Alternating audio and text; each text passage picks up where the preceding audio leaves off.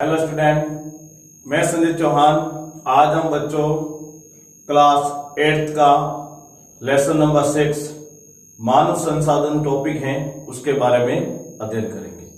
हम बच्चों इसके अंदर देखेंगे कि मानव एक संसाधन का रूप कब धारण कर लेता है और मनुष्य संसाधन का रूप धारण करने के बाद उनको मानव संसाधन क्यों कहते हैं, और इसके अलावा मानव संसाधन से संबंधित जो महत्वपूर्ण बिंदु है उन सब का विश्लेषण आज हम इस वीडियो के अंदर करेंगे। सबसे पहले एक शब्द लेते हैं हम, संसाधन। क्या है? संसाधन। पहले हम लेते हैं संसाधन। अब आपसे पूछे संसाधन क्या है या फिर संसाधन किसे कहते हैं, तो आपको पहले इस संसाधन शब्द का अर्थ जानना होगा।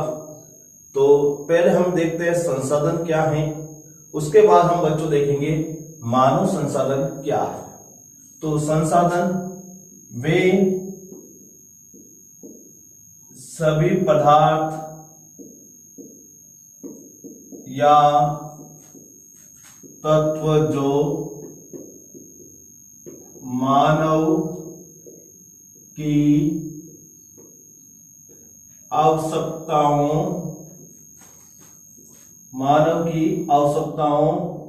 की पूर्ति करता है। वे सभी पदार्थ या तत्व जो मनुष्य की आवश्यकता की पूर्ति करता है उसे क्या कहते हैं? मानव संसाधन।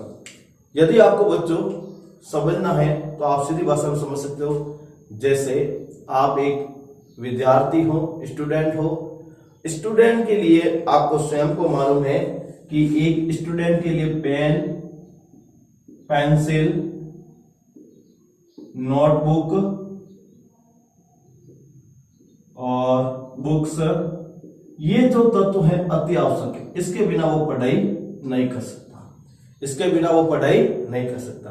तो एक स्टूडेंट के लिए जब भी पढ़ने की आवश्यकता होगी या जब भी वो पढ़ेगा तो उन समय में इन सारे तत्वों की आवश्यकता होगी। जब बच्चा पढ़ेगा तो किन सब की आवश्यकता होगी? पेन की भी जरूरत होगी, पेंसिल, नोटबुक और बुक्स की।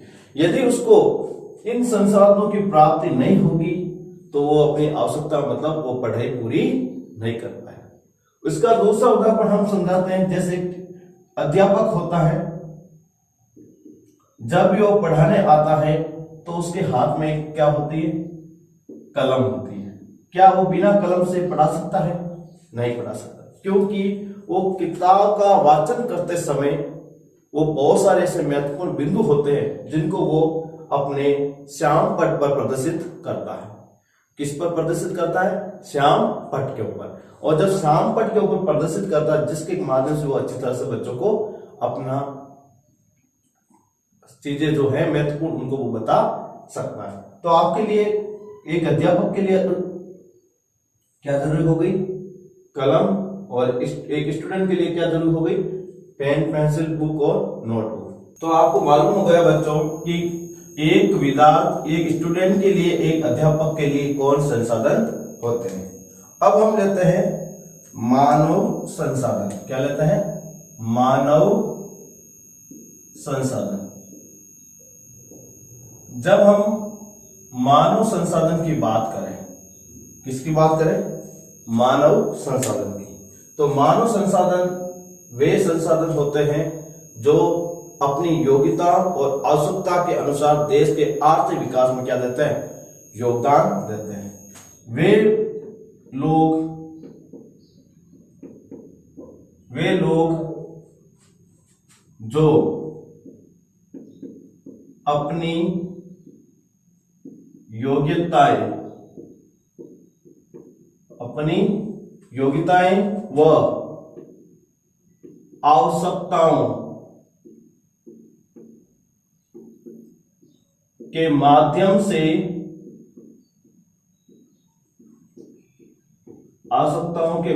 से देश के आर्थिक विकास में योगदान देता है। वे लोग जो अपनी योग्यताएं और आवश्यकता के अनुसार देश आवश्यकता के माध्यम से देश के आर्थिक विकास में क्या देते हैं, योगदान देते हैं, उसको हम बच्चों क्या कहते हैं, मानव संसाधन। क्या कहते हैं, मानव संसाधन।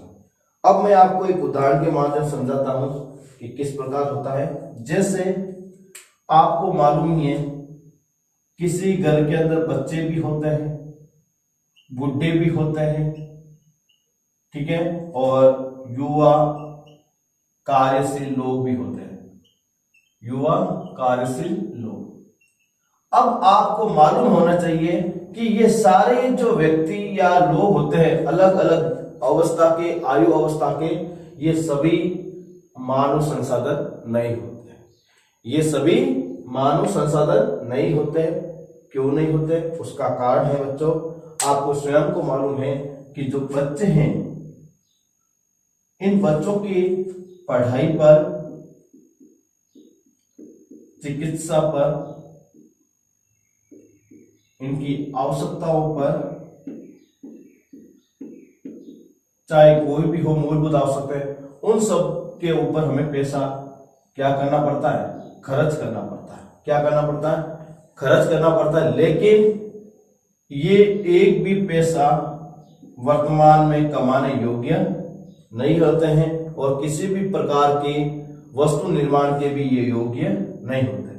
लेकिन बच्चों, फ्यूचर के अंदर यही बच्चे आगे जाकर देश के विकास के लिए एक महत्वपूर्ण क्या बनते हैं, कड़ी बनते हैं। क्या बनते हैं, देश के लिए आगे जाकर क्या बनते हैं, कड़ी बनते हैं विकास के लिए। तो इन बच्चों को वर्तमान में मानव संसाधन नहीं कहेंगे, बल्कि हम फ्यूचर के लिए हम इनको क्या मान सकते हैं, भावी संसाधन, भावी मानव संसाधन। क्या कह सकते हैं इनको, भावी मानव संसाधन, लेकिन वर्तमान संसाधन नहीं करेंगे। अब बात आती है बुढ़े की, ठीक है। बुढ़ा व्यक्ति होता है, उनके दवाइयों पर, उनके आवश्यकताएं पूर्ति पर, जैसे खाना पीना, सब कपड़े, सब पर, इन सब के ऊपर उसके परिवार वालों का द्वारा उन पर खर्च करना पड़ता है। लेकिन भूतकाल के अंदर यह भी एक देश के अंदर मानव संसाधन थे। भूतकाल में ये भी क्या थे, मानव संसाधन थे, जिन्होंने देश के विकास में अपना क्या दिया था, योगदान दिया था। लेकिन वर्तमान में इनकी आवश्यकता की पूर्ति और दवाइयां और बीमारी के ऊपर इनको और बहुत सारे खर्च करने पर इनके अब वर्तमान में मानव संसाधन नहीं लेते हैं, क्योंकि ये अब जो कार्यशील कार्य नहीं कर रहे हैं, बल्कि इसके उल्टा उन पर खर्च करना पड़ता है। इसलिए इनको वर्तमान मानव संसाधन ना कहकर जो देश के जो भूतकाल जो मानव संसाधन है उनके रूप में देखते हैं। युवा कार्यशील जनसंख्या के लोग जो लगभग 18 से हम मानते हैं और लगभग 59 वर्ष के बीच में होते हैं। 18 से 59 वर्ष के बीच के अंदर ये युवा लोग आने लग जाते हैं, कार्य करने शुरू हो जाते हैं। तो उसके बाद ये देश के विभिन्न सेक्टर में अपना योग्यताएं और आवश्यकता के अनुसार अपना क्या देते हैं, 100% योगदान देते हैं, जिससे देश के विकास में बड़ा एक उछाल आता है। इसलिए इन कार्यशील युवा जनसंख्या को क्या कहा जाता है, मानव संसाधन। क्या कहा जाता है, मानव संसाधन। अब आपसे पूछ ले कि कार्यशील जनसंख्या चाहे वो डॉक्टर हो, चाहे अध्यापक हो, चाहे किसान हो, चाहे वो दिहाड़ी या दैनिक मजदूरी करने वाला, ये सब लोग देश के एक मानव संसाधन के रूप में काम करते हैं। किस रूप में काम करते हैं, मानव संसाधन के रूप में काम कर रहे हैं। तो आपको मालूम हो गया होगा बच्चों, संसाधन क्या है और मानव संसाधन क्या है। तो अब हम लेते हैं अगले बिंदु की बात करते हैं। अगला बिंदु है हमारी जनसंख्या का टॉपिक से संबंधित। किससे रखता है बच्चों संबंध, जनसंख्या के टॉपिक से। अब हम सबसे पहले बिंदु डालते हैं जनसंख्या। ये क्या होती है, फिर हम जनसंख्या वितरण में जाएंगे। अपन के शब्द आए हैं दो, एक आया जन और एक तोड़ते हैं तो दूसरा शब्द क्या बनता है? संख्या।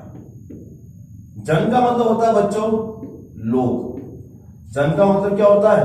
लोग, प्लस संख्या का अर्थ होता है गणना करना। क्या करना? गणना करना। तो लोगों की संख्या की गणना करना क्या कहलाता है? जनसंख्या। तो याद रखना, लोगों की, या फिर सीधे हमने से किसी क्षेत्र में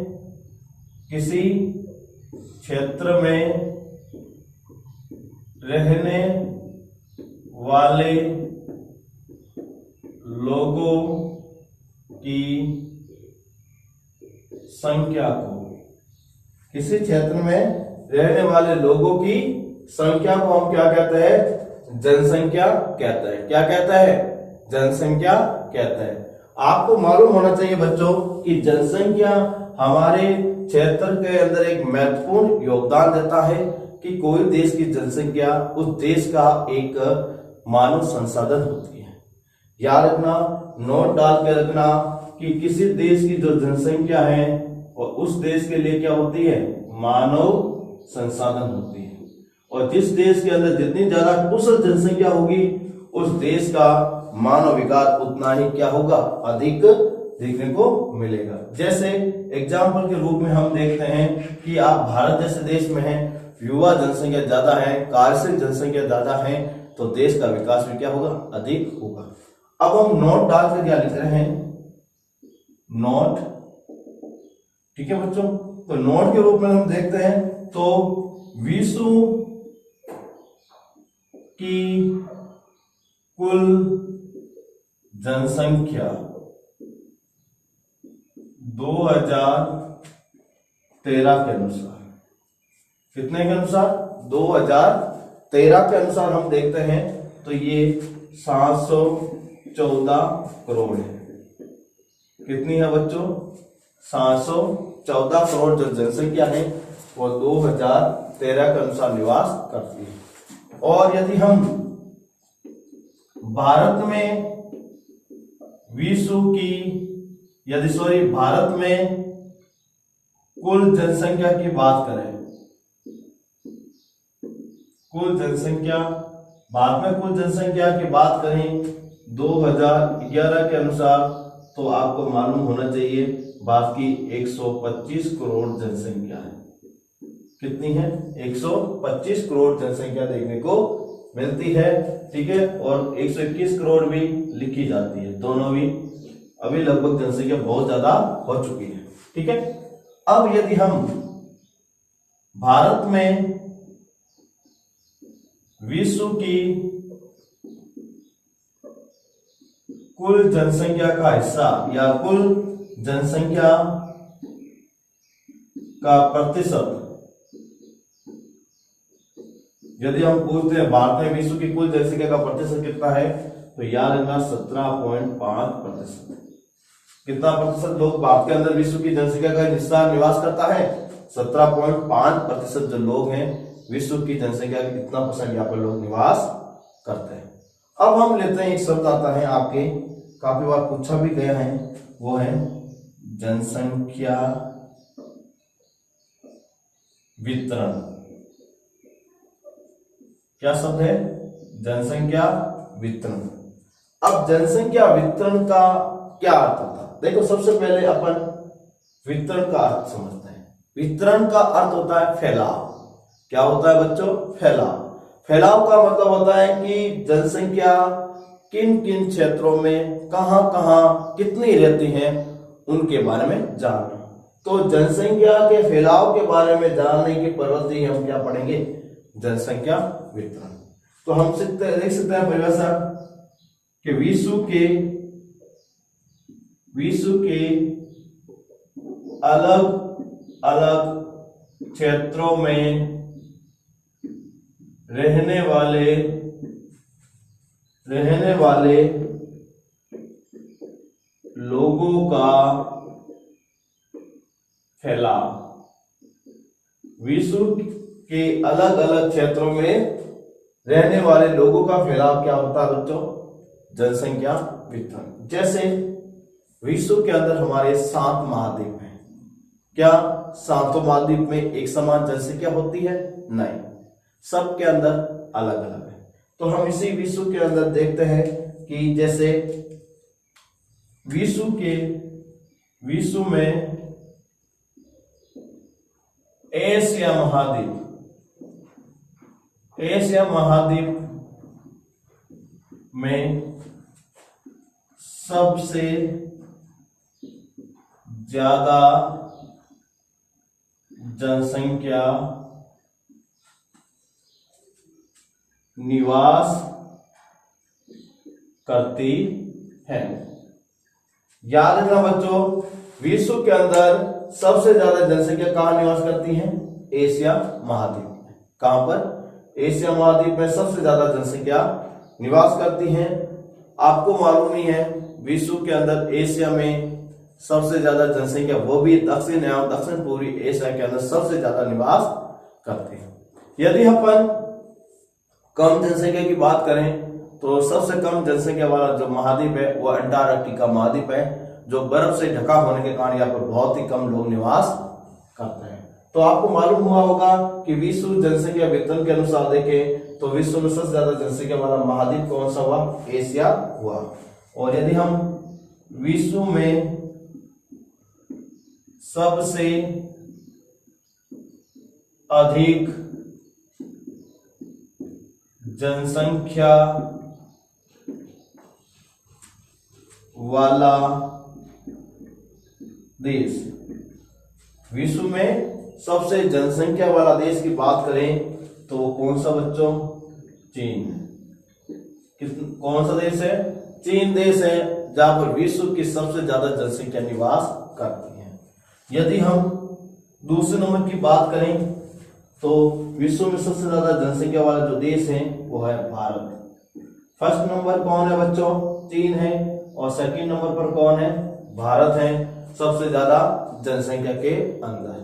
पहला चीन, दूसरा भारत, तीसरा संयुक्त राज्य अमेरिका, चौथा इंडोनेशिया, पांचवा ब्राजील और छठा पाकिस्तान।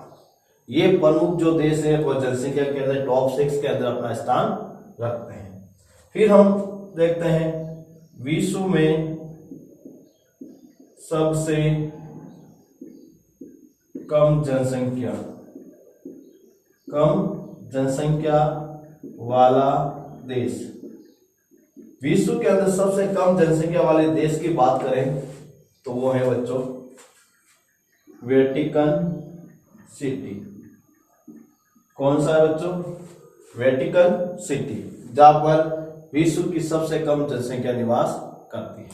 तो आपको मालूम हुआ बच्चों कि जनसंख्या के अंदर हम जनसंख्या का टॉपिक था वो मानव संसाधन था, जिससे हमने जनसंख्या और जनसंख्या वितरण के जो बिंदु थे उसके बारे में हमने देखे।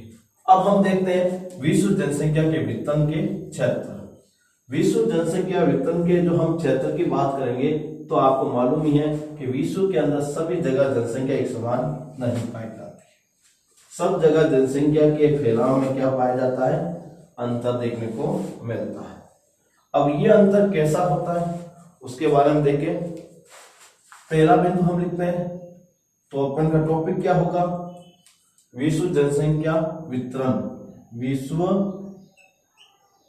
जनसंख्या वितरण क्षेत्र, जिसमें हम 2 प्रकार की जनसंख्या वितरण क्षेत्र पढ़ेंगे। पहला उच्च जनसंख्या वितरण क्षेत्र। पहला हम क्या पढ़ेंगे? उच्च जनसंख्या वितरण क्षेत्र। अब उच्च जनसंख्या वितरण क्षेत्र के अंदर देखते हैं तो विश्व के अंदर इनको प्रमुख क्षेत्र देखा जाए तो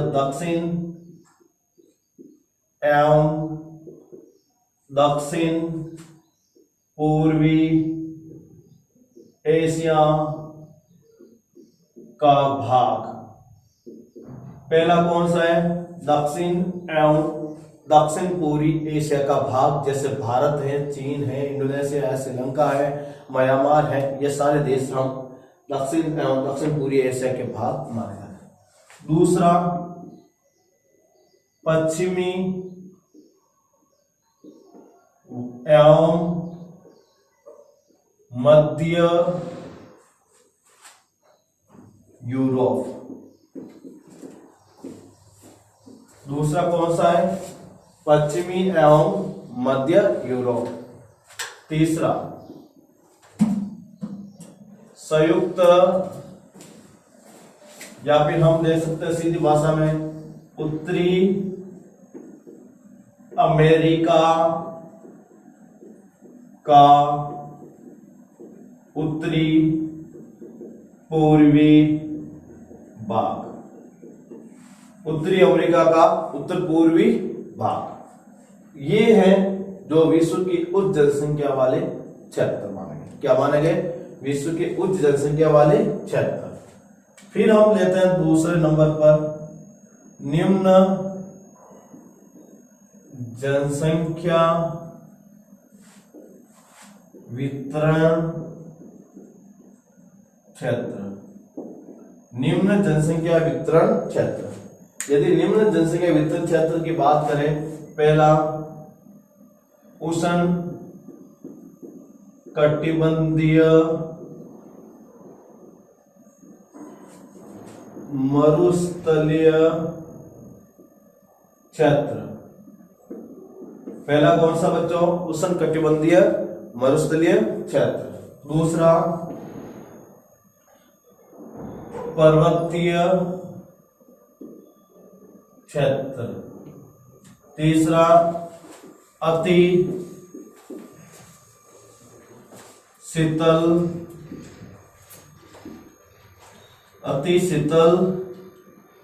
प्रदेश। क्या हुआ बच्चों? अति शीतल प्रदेश। और चौथा, विषुवतीय क्षेत्र। विषुवतीय क्षेत्र। तो आपको मालूम हुआ बच्चों, विश्व के अंदर जनसंख्या वितरण के दो क्षेत्र हैं। उच्च जनसंख्या वितरण क्षेत्र जिसके अंदर हम दक्षिण एवं दक्षिण पूर्वी एशिया का भाग, पश्चिमी एवं मध्य यूरोप का भाग, उत्तरी अमेरिका का उत्तर पूर्वी भाग है। और निम्न जनसंख्या वितरण क्षेत्र के अंदर उष्ण कटिबंधीय मरुस्थलीय क्षेत्र, पर्वतीय क्षेत्र, अति शीतल प्रदेश और विषुवतीय क्षेत्र इसके अंतर्गत आते हैं। तो अब हम थोड़ा सा ले लेते हैं भारत के अंदर। भारत की जनसंख्या वितरण। भारत का जनसंख्या वितरण को हम जब पढ़ते हैं तो हम सीधी भाषा में देख सकते हैं कि भारत में सबसे अधिक जनसंख्या उत्तर या उत्तरी मैदान में पाई जाती है। भारत में सबसे अधिक जनसंख्या उत्तरी मैदान में पाई जाती है, पहला पॉइंट। फिर हम भारत में सबसे अधिक जनसंख्या वाले राज्य की बात करें तो उत्तर प्रदेश है। कौन सा राज्य? उत्तर प्रदेश है, जहां पर भारत की लगभग 16% जनसंख्या निवास करती है। भारत में सबसे अधिक जनसंख्या वाले राज्य की बात करें तो कौन सा है? उत्तर प्रदेश। और भारत में यदि हम देखें, भारत में लगभग 50% जनसंख्या कहां निवास करती है? उत्तर प्रदेश, बिहार, पश्चिम बंगाल, महाराष्ट्र और आंध्र प्रदेश। कौन सा राज्य है बच्चों? आंध्र प्रदेश। यदि हम इन 5 के बाद छठे की बात करें तो कौन सा राज्य है? मध्य प्रदेश। इन क्षेत्रों के अंदर भारत की लगभग 50% से अधिक जनसंख्या यहाँ निवास करती है। फिर हम देखते हैं तो भारत में सबसे कम जनसंख्या